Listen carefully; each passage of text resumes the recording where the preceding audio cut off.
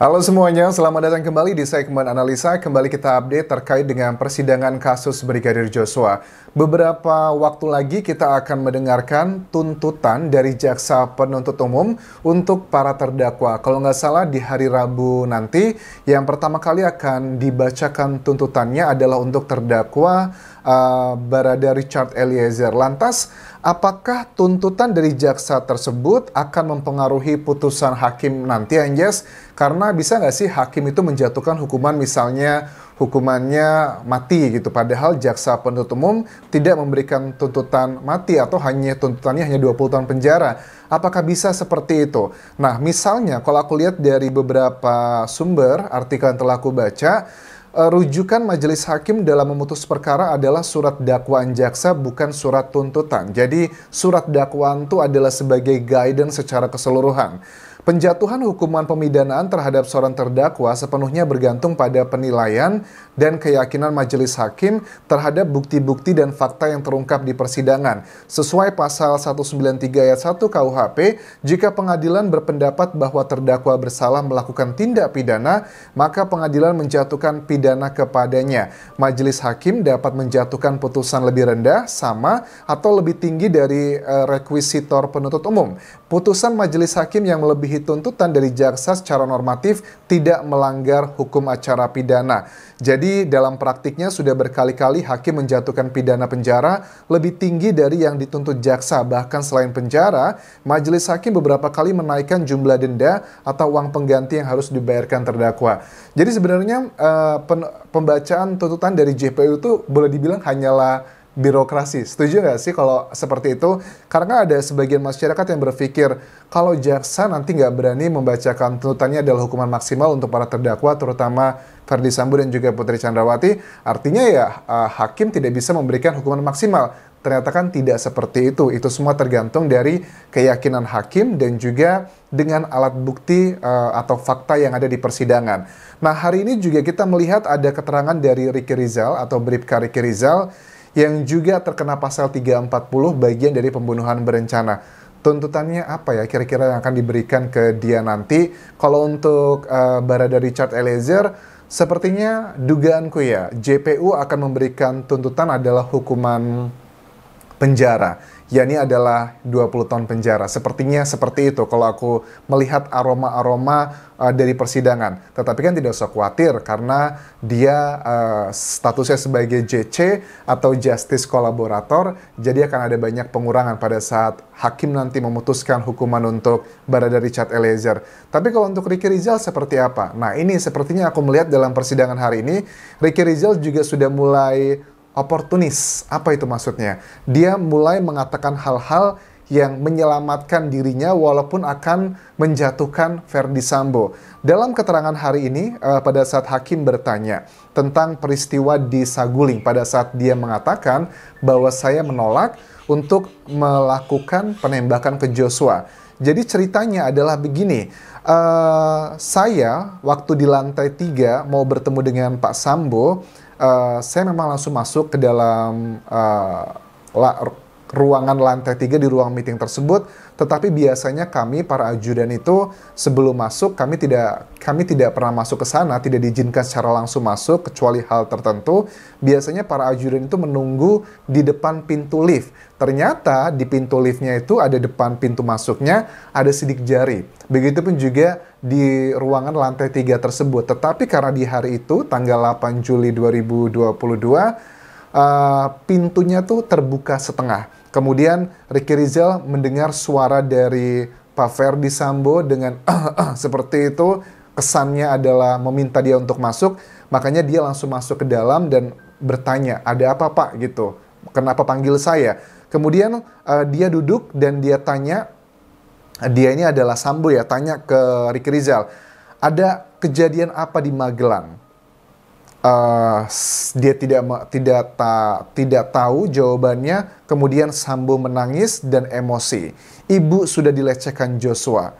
Kemudian saya mau panggil Joshua. Kamu backup saya. Kalau dia melawan, kamu berani tembak dia. Saya tidak kuat mental. Jawaban dari Bribka Ricky Rizal. Nah, Ini adalah kata-kata yang boleh dibilang adalah petunjuk ya teman-teman dalam fakta persidangan. Berkali-kali kuasa hukum dari Verdi Sambo mengatakan tidak benar apa yang dikatakan dari Baradae bahwa Baradae mengatakan tembak, cat. Padahal yang dikatakan oleh Verdi Sambo menurut tim kuasa hukumnya adalah kata-kata hajar. Jelas-jelas di sebelumnya konteksnya kita nggak boleh ngomong diksi aja, tetapi adalah maksud dari keseluruhan. Sebelum Verdi Sambo menyuruh Baradae naik sebelum untuk memerintahkan hal tersebut, sebelumnya kan sudah meminta Bribka Riki Rizal. Riki Rizal dengan tegas mengatakan perintahnya adalah kamu siap nggak, berani nggak kamu tembak dia, bukan berani nggak kamu hajar dia. Oke. Itu adalah bagian yang sudah sangat mematahkan Verdi Sambo untuk bagian ini saja. Jadi kalau nanti di putusan persidangan Verdi Sambo tidak mendapatkan hukuman maksimal, yakni adalah hukuman mati atau penjara seumur hidup, kita bertanya bagaimana dengan kualitas putusan hakim, apa yang bisa meringankan seandainya teman-teman bahwa kita harus menghargai, tetapi kan kita juga masyarakat, kita sama-sama manusia, walaupun memang perbedaannya adalah keyakinan hanya miliknya hakim yang akan berpengaruh dalam kasus ini, tetapi kan juga keyakinan itu landasan utamanya adalah dari logika dan juga fakta-fakta persidangan. Kalau sudah jelas ada kata-kata dari Bribka Riki Rizal adalah dia diperintahkan untuk tembak, apa mungkin Baradae perintahnya hajar? Walaupun hajar juga ada konteksnya, seandainya itu benar gitu ya, dikasih senjata, dikasih peluru, masa hajar dengan senjatanya kan tidak mungkin, harusnya ditembak. Terus juga sama, ada salah satu keterangan dari ahli pidana yang dihadirkan dari timnya mereka untuk meringankan Verdi Sambo. Kata-kata hajar itu juga dalam KBBI katanya tidak ada tuh identik dengan penembakan atau pembunuhan. Terus dia memberikan contoh, misalnya saya lagi kumpul sama teman-teman, saya bawa makanan semuanya, saya langsung teriak, ayo teman-teman kita hajar. Itu kan makan. Sebenarnya itu statement yang menggali kubur sendiri. Ya sama dengan kasusnya Verdi Sambo, lihat konteksnya, sudah disiapkan senjata, sudah disiapkan peluru, hajar, anggap saja itu benar. Yaitu artinya yang ngebunuh, bukan melakukan pelumpuhan, karena yang dipersidangkan kan kesannya ini mau menyalahkan si Richard, karena dia salah menerima perintah begitu. Itu kesannya, tetapi ya hakim juga, apalagi kemarin sudah hadir di lokasi kediaman di Saguling dan juga di Rumah Duren 3, hakim akan menilai, oh ini memang Riki Rizal ini tidak 100% benar. Begitupun juga dengan Kuat Ma'ruf. Apalagi dengan jarak yang begitu dekat, tetapi kenapa mereka selalu mengklaim tidak melihat, tidak tahu, sarung tangan yang nggak tahu, yang nembak itu siapa nggak tahu. Itu adalah sebuah kebohongan yang sudah sangat jelas dilakukan oleh timnya Verdi Sambo, yaitu adalah Riki Rizal dan juga Kuat Ma'ruf. Nah makanya menurut aku Riki Rizal ini terlalu konyol ya kalau dia masih tetap ngebela si Verdi Sambo. Tapi ya sudahlah, kita akan lihat nanti perkembangannya seperti apa.